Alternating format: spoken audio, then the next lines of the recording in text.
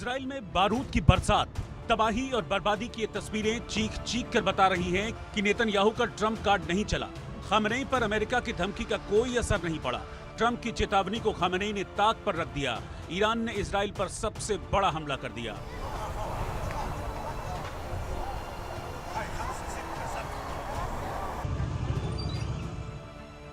Ballistic missile दागकर दक्षिणी Israel के Soroka अस्पताल को खंडहर बना दिया।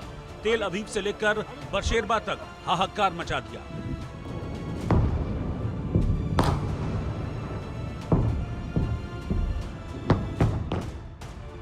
ईरान ने सेंट्रल इजराइल में स्टॉक एक्सचेंज बिल्डिंग पर मिसाइल हमला किया। इजराइल के डायमंड एक्सचेंज पर भी बड़ा अटैक किया।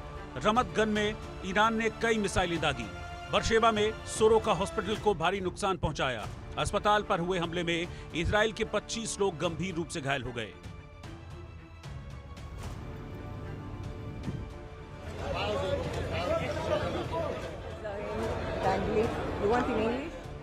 इजराइल पर ईरान का यह विनाशक हमला ट्रंप को सख्त और सीधा संदेश था कि वो अमेरिका के आगे सरेंडर नहीं करेगा, न्यूक्लियर प्रोग्राम जारी रखेगा।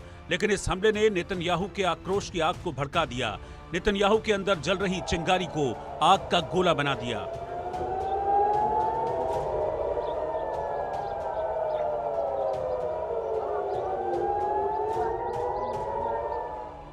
इजरायली पीएम ने अस्पताल पर हुए मिसाइल अटैक के बाद ईरान को आखिरी चेतावनी दे दी। नेतन्याहू ने सोशल मीडिया पर लिखा, ईरान के आतंकवादी तानाशाह खामेनेई के सैनिकों ने सोरोका अस्पताल पर मिसाइलें दागी। अब ईरान को सोरोका अस्पताल पर किए गए मिसाइल हमले की भारी कीमत चुकानी होगी। नेतन्याहू के साथ ही इजराइल के रक्षा मंत्री इजराइल काट्ज ने भी तेहरान को तबाह करने की कसम खाई। इजराइल काट्ज ने खामेनेई के खात्मे की चेतावनी दे डाली। काट्ज ने खामेनेई को कायर बताते हुए कहा, कायर ईरानी तानाशाह एक मजबूत बंकर के अंदर बैठा है और जानबूझकर इजराइल में अस्पतालों और बिल्डिंगों को निशाना बना रहा है। ये सबसे खराब किस्म के वॉर क्राइम हैं और खामेनेई को उनके अपराधों के लिए जिम्मेदार ठहराया जाएगा।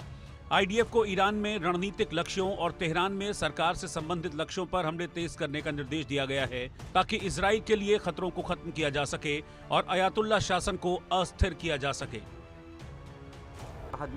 निर्देश मिलते ही इजराइल डिफेंस फोर्स ने ईरान पर भीषण बमबारी शुरू कर दी। इजरायली फोर्स ने तेहरान समेत ईरान के कई शहरों में तबाही मचा दी।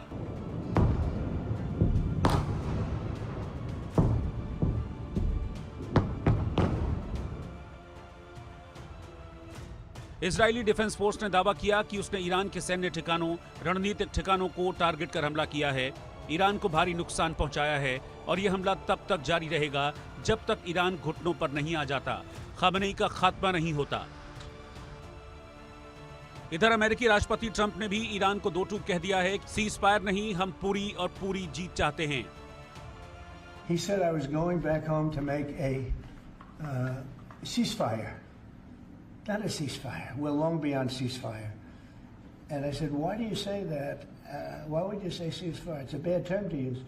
Because a ceasefire means like everything's going swimmingly, we'll take a little time off. It's not.